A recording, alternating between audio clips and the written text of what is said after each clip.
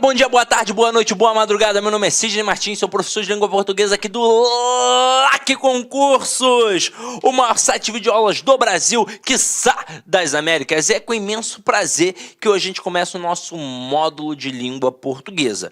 E antes de mais nada, a gente tem que bater um papo sobre a importância do estudo para concursos públicos e do concurso específico da língua portuguesa, de como você vai estudar a língua portuguesa. Então vamos lá. Primeiro de tudo, não adianta fazer aqui o LAC Concursos ou qualquer outro curso online ou qualquer outro curso presencial e simplesmente achar que você vai ser aprovado. Você tem que ter foco e organização. E aí, por isso, você tem que estudar com antecedência. Eu sei que o panorama social, econômico brasileiro anda meio complicado. Então a galera tá sem grana, deixa para estudar só quando abre o edital. Eu sei que isso acontece. Ou então fica desmotivado. Ah, será que vai abrir o concurso mesmo? Não sei o quê. Mas, gente, cá entre nós, vocês perceberam que em todos esses anos, pode estar com crise, sem crise, tendo concurso. Demora a acontecer às vezes demora a chamar, mas que tem e que chama. Ou seja, se eu decidir estudar para concursos, eu tenho que fazer isso direito e tenho que fazer constantemente. É como uma dieta, galera. Se você está ali, constante, você obtém resultados. Se você faz 2 dias de dieta, no terceiro você avacalha, come um monte de besteira e assim vai a tua rotina, você nunca conquista o teu objetivo. Eu até brinco que concurso público é como uma fila que você está no hospital ou qualquer outra fila. Se você permanecer ali, focado, a tua vez vai chegar. Se você cismar de dar um pulo para fazer qualquer outra coisa, quando você voltar, um monte de gente já passou à tua frente. E aí você volta lá para o final da fila. E em concurso público é assim. Eu vou citar um resultado que eu acompanhei de perto. Eu tive 2 turmas interessantíssimas lá no Rio de Janeiro, presenciais. Em seguida, teve TRE e depois TRT. A galera que estava ali estudando para o TRE melhorou, mas ainda não estavam no nível de competição acirrada. Aí, óbvio que alguns entenderam e continuaram estudando até aparecer um novo concurso. E o concurso que apareceu foi o TRT. E não demorou muito tempo, não. Acho que uns 6 meses depois. Só que aí o que alguns fizeram? Claro, desanimaram com a reprovação e pararam de estudar. Quando abriu o edital do TRT, voltaram. Eu estudei um pouquinho legal na época do TRE, então agora eu vou conseguir pegar para o TRT. Mas adivinha, enferrujou. Tem que voltar tudo de novo. É complicado. Ele não teve que estudar agora só a parte de direito do trabalho, processo do trabalho e outras matérias que apareceram a mais, não. Teve que estudar de novo o português, teve que estudar de novo a informática, teve que estudar de novo o constitucional, o administrativo, porque enferrujou. E aí o cara que se manteve? Ele estava muito mais forte. Resultado que a galera que continuou estudando foi aprovada. E a galera que voltou só quando abriu o edital outra vez, reprovada, segunda reprovação, e aí sim, eles entenderam que precisavam estudar e voltaram com afinco e estão aí, batalhando. Mas se tivessem escutado as dicas, não teriam passado por isso. Então, eu já estou te dando essa dica agora. Estude para o teu concurso. Sidney, não passei, não tem problema. Continue, até porque tem muita coisa gratuita, tem muita coisa barata. Você agora está fazendo esse curso, você vai conseguir utilizar o que você vai aprender aqui durante um bom tempo, até porque a nossa ideia aqui não é trabalhar de forma superficial, dicas e macetes e pronto, e acabou. Que você aprende agora, faz uma questãozinha, acha que é fácil e foi. Assim, meu filho, você passa em concurso muito simples. Isso se você passar num concurso muito simples. Aqui o objetivo é te preparar, sempre por cima, nivelar lá nas alturas, porque se eu te jogar acima do nível do concurso, você com certeza estará preparado para o concurso. E agora, pegando a parte de língua portuguesa. Bati um papo rápido sobre o concurso e sempre vou bater, sempre vou dar uma dica. E agora sobre a língua portuguesa. Eu observei que alguns candidatos de áreas específicas, não dão a mínima para a língua portuguesa, mas adivinha, é exatamente a língua portuguesa que te derruba no concurso. Só para citar como exemplo bem específico, já que eu falei sobre o TRT, na época que teve TRT no Rio de Janeiro, lá em 2018, o que aconteceu? Vários professores, na véspera da prova de Direito do Trabalho, fizeram lives, corrigindo questões, dando dicas, fazendo revisões. Esse processo todo que a gente já conhece muito bem. E aí um professor mega famoso de Direito do Trabalho errou uma questão.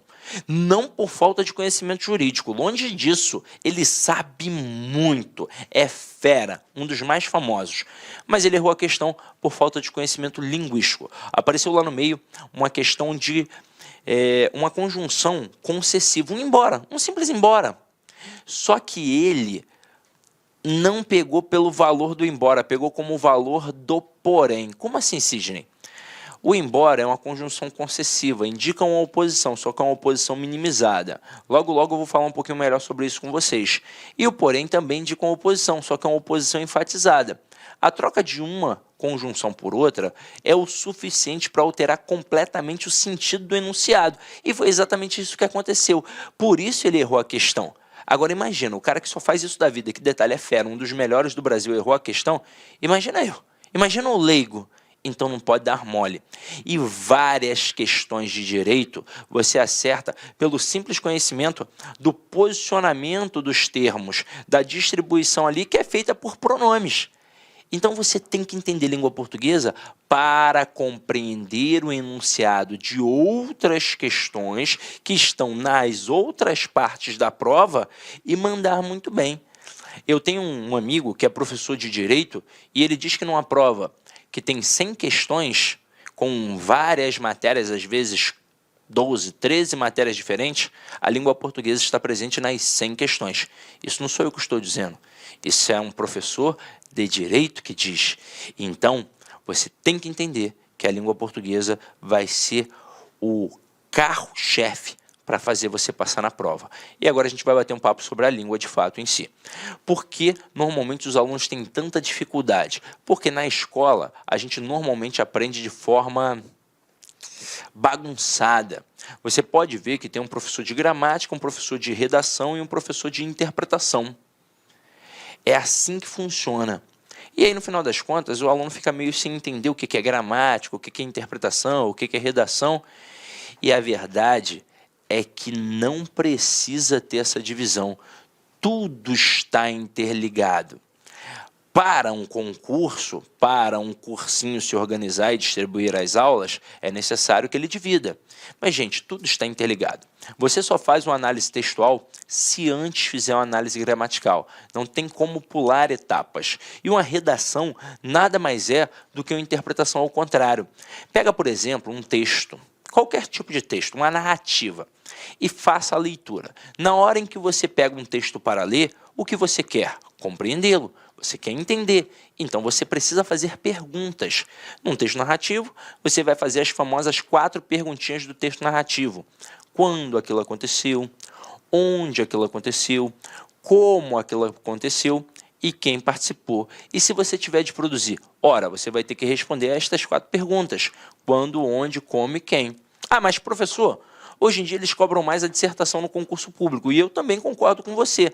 Agora, quando a gente pensa em dissertação, há 2 perguntinhas essenciais, o porquê e o para quê das coisas. E quando você produz, você tem de responder o porquê e o para quê das coisas. Então, gente, em língua portuguesa, tudo está interligado. E, para nós começarmos, é de suma importância entender a construção da gramática. Como é que ela se encadeia, como é que a gente forma esse muro do saber linguístico. Então vamos lá, quando eu penso em gramática, eu tenho 5 modalidades distintas para estudar. O que eu vou apresentar aqui agora é o que você vai estudar no curso inteiro, seja comigo ou com qualquer outro professor de língua portuguesa. Afinal de contas, existem vários outros que têm muita competência também para te auxiliar, tá? Não tem essa história, fulano é melhor, não. É com aquele que você tem mais identificação, tem mais empatia, a coisa funciona e a coisa flui. Então vem aqui comigo, ó. Nós temos 5 modalidades que estudam 5 campos de conhecimentos linguísticos. Então eu tenho o campo do som, eu tenho o campo da forma, eu tenho o campo do estilo, eu tenho o campo do significado e eu tenho o campo do relacionamento para estudar. Agora, como é que isso vai funcionar? A gente vai construir etapa a etapa. Quando eu falo em som na língua portuguesa, o que vem à sua mente? Obviamente, você deve ter pensado, música, né, Sidney? Não, galera, ó. Quando a gente pensa em som, em relação à gramática, à língua portuguesa, a gente pensa no fonema. O que isso significa? Nós temos a palavra, e a palavra ela é constituída de letras e fonemas. A letra é a representação gráfica, é aquilo que a gente enxerga. E o fonema é o som produzido na hora que a gente pronuncia a palavra. Então, aqui, ao pensar em som, eu penso em fonema, que é exatamente essa representação sonora. E quem vai estudar esse aspecto é a fonética. Então, a fonética na língua portuguesa, ela é responsável por estudar o campo do som. E quando a gente pensa em fonética numa prova de concurso público, o avaliador ele pode trabalhar isso de 2 formas, 2 pegadas diferentes. Ele pode simplesmente trabalhar a reflexão em cima de letras e fonemas, a identificação de letras e fonemas. Então ele coloca aqui, por exemplo, a palavra árvore e pergunta quantas letras e quantos fonemas tem ali respectivamente. Detalhe, se ele lançou um respectivamente, significa que você tem que seguir aquela ordem. Se ele pediu letras e fonemas respectivamente, é primeiro a letra e depois o fonema. Agora, letra é fácil, né, galera? É só contar. Então aqui, ó, nós temos 1, 2, 3, 4, 5, 6 letras. E pasmem, por incrível que pareça, só de fazer isso aqui, ó, você já está eliminando questão. Pois na prova do concurso público, nem sempre o avaliador ele testa só o teu conhecimento. Muitas vezes ele testa também a tua atenção. E tem muito candidato que lá na hora fica nervosíssimo. Nervoso, o cara erra aquilo que sabe. Então ele pode nem perceber. E ele vai errar na contabilidade aqui das letras? Vai. Isso acontece, gente. É triste, mas acontece. Até porque o cara se preparou, tá ali, objetivando aquela vaga, aquele cargo, e aí, poxa, erra por falta de atenção. É triste, mas é aí que a gente tem que entender que não adianta só estudar a teoria, e não fazer um simulado, não treinar em cima de umas questões. Você tem que fazer isso. Se não fizer, galera, já era. Agora, e o número de fonemas? Eu vou ter que pronunciar a palavra para ver se eu consigo escutar de fato o som daquelas letras. Então aqui, ó, árvore, ó, ar, som do A, som do R. Vô, som do V, som do O. Re, som do R, som do E. Então, neste momento, eu tenho 6 letras e eu tenho de fato 6 fonemas. Agora, na prova, o avaliador não quer te dar esse molezinho, não. Ele coloca palavras em que os processos sejam distintos. Então, ele pega aqui e coloca palavras como carro e táxi. Observem o que vai acontecer aqui. Na palavra carro, nós vamos ter 5 letras. Beleza, 5 letras, eu contei. Mas eu terei 5 fonemas? Não. Eu não falo carorô, eu falo carro. Então, esses 2 R's aqui, ó, eles têm um som de R forte, galera. Um som de R forte. Então, apesar de termos 5 letras, nós temos 4 fonemas. É assim que funciona. Agora aqui, ó, a palavra táxi, ela tem 1, 2, 3, 4 4 letras, mas ela não tem 4 fonemas, pois eu não falo tasse, eu falo táxi. Então esse X aqui, ó, tem som de KS. Então, apesar de termos 4 letras, nós temos 5 fonemas. Então essa é a primeira pegada, a identificação de letras e fonemas. E a segunda pegada seria em cima da acentuação gráfica em si. Só que para isso, nós temos que ter uma aula específica de acentuação gráfica. É um pouco mais complexo, mas também não é nenhum bicho de 7 cabeças. E aí vamos continuar aqui, ó. Quando eu penso em forma, eu vou pensar em morfema. Já que eu pensei em som, pensei em fonema. Ao pensar em forma, eu vou pensar em morfema. Aí lembra que a gente bateu um papinho e disse que a análise textual começa na análise gramatical? Tudo começa neste camarada aqui, ó, o morfema. O morfema é a menor unidade significativa de uma palavra. Portanto, eu posso pegar uma palavra e dividi-la em partes menores. E eu consigo fazer isso por quê? Porque cada pedacinho ali tem uma significação. Então, cada pedacinho ali vai ser intitulado de morfema. Só que nós conhecemos os morfemas com outros nomes mais tradicionais. São os famosos radicais, as famosas vogais temáticas, desinência, número pessoal, desinência, modo temporal. Aí depois, com calma, a gente vai estudar isso daí um pouquinho mais à frente. Agora, vem aqui comigo. Quem é que estuda um morfema? Quem é que estuda a forma na língua portuguesa? É a morfologia. Aí, quando eu falo em morfologia, ela é responsável por estudar o campo da forma. E ao falar em forma, eu falo no processo de formação e estrutura das palavras e principalmente na identificação exata das classes gramaticais. E sabe por quê? Numa prova de concurso público, de forma geral, a matéria que mais derruba o candidato é a análise sintática. E por quê? Porque na escola a gente aprendeu que era assim. Só que a análise é morfossintática. Não tem como eu olhar para um elemento de forma isolada e classificá-lo sintaticamente. Eu tenho que ver a quem este camarada está ligado gramaticalmente, morfologicamente, ou seja, a qual classe gramatical ele está ligado, para aí sim classificar sintaticamente. A título de curiosidade, em provas é muito comum o avaliador colocar termos preposicionados e pedir a sua função sintática. Muito comum. Aí ele faz isso por saber que a maioria vai responder objeto indireto. Tanto que dentre as opções tem lá objeto indireto e complemento nominal. Sempre tem essas duas opções. Por quê? Porque tanto o objeto indireto quanto o complemento nominal sempre possuem preposições. Só que se o aluno entender que o objeto indireto não existe do nada, ele existe porque está ligado a um verbo transitivo indireto, e que o complemento nominal não existe do nada, ele existe porque está ligado a um nome, facilitou ou não facilitou a minha vida? Facilitou. Então, por exemplo, tem um termo ligado a um nome. Tem como ser objeto? Não. Só será objeto se estiver ligado a um verbo. Se estiver ligado a nome, vai ser complemento nominal. E por aí vai. Agora, neste momento, eu ouso dizer que é de suma importância compreender como é que funciona a classe gramatical. Eu tenho que saber identificar uma classe gramatical. Eu tenho que saber, ó, aqui é um substantivo, aqui é um adjetivo, aqui é um pronome, aqui é um advérbio, aqui é um numeral. Eu tenho que saber. Se eu não souber, eu vou ter muita dificuldade. Eu ouso dizer que a morfologia é o coração da gramática.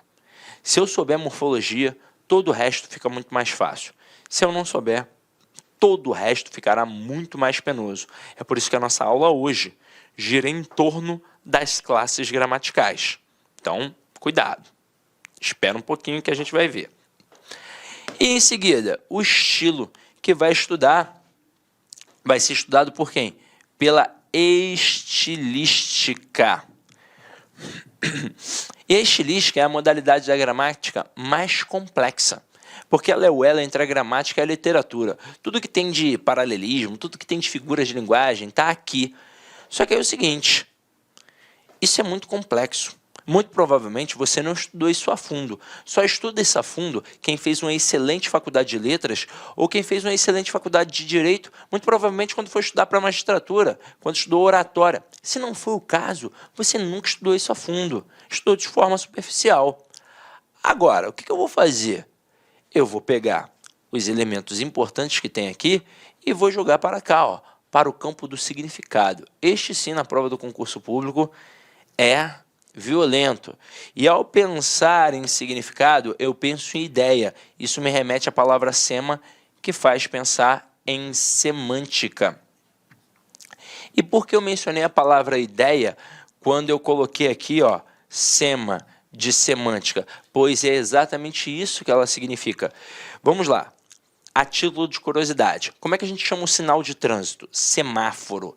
Pega a palavra semáforo ao pé da letra. Sema é ideia, foro é levar. Então a palavra semáforo ao pé da letra significa levar uma ideia. Ora, que ideia? Se está verde eu sigo, se está amarelo eu tenho atenção e se está vermelho eu paro.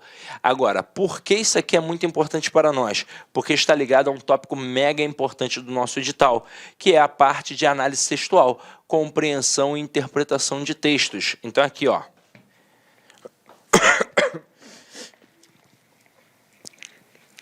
Quando eu falo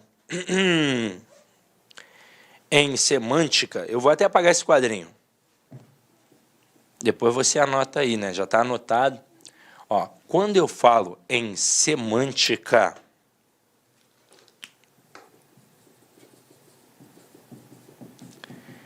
isso fica diretamente ligado ao processo de compreensão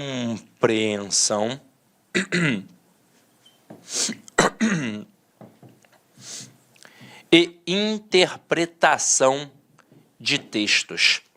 E aí vocês observaram que aqui tem um E, que é aditivo, que indica uma soma. Então, compreensão e interpretação não são processos idênticos, não. São distintos. Então, não é simplesmente chegar lá, pegar um texto e responder de qualquer jeito aquelas perguntas. São processos diferentes. Quando a gente pensa em compreensão, é aquilo que está dentro do texto. E quando a gente pensa em interpretação, é aquilo que vai além do texto. Agora, antes de pegar a questão, é importante bater um papo em relação à prova como um todo e à parte do texto. Vamos lá. Primeira coisa, quando eu vou fazer a prova, eu vou simplesmente abrir o caderno de provas e acabou? E vou fazendo na sequência? Não. Eu, na verdade, tenho que fazer primeiro a matéria que eu mais sei. Eu até digo assim para o meu aluno, vai fazer uma prova que tem redação, porque eu falo um panorama geral, né, galera? Assim, você, se quiser, pode continuar estudando ad eterno. Então, vai rolar uma redação, primeira coisa que você tem que fazer é a redação. Pensando na questão do tempo. Imagina, se você tiver ali só 30, 40 minutinhos, você vai fazer uma redação lá no final? Vai. Porém, pode ser que você não tenha tempo, aliás, com certeza você não vai ter tempo de passar limpo. Então vai ser a redação na folha definitiva de primeira, pronto e acabou. E aí o que vai acontecer? Erro. Nenhum texto de primeira fica perfeito. E no concurso público, você não quer só fazer a prova, se livrar e ir embora. Você quer acertar o máximo que você puder, porque você quer passar lá nas cabeças.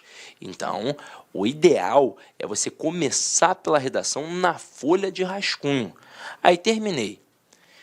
Não vou passar limpo. Por que não vou passar limpo? Porque eu não me distanciei ao ponto de enxergar os meus próprios erros.